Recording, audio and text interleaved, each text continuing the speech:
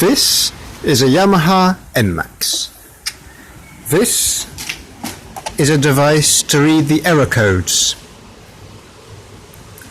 I bought mine on eBay, but you need a special one with 3 pins, also called FI.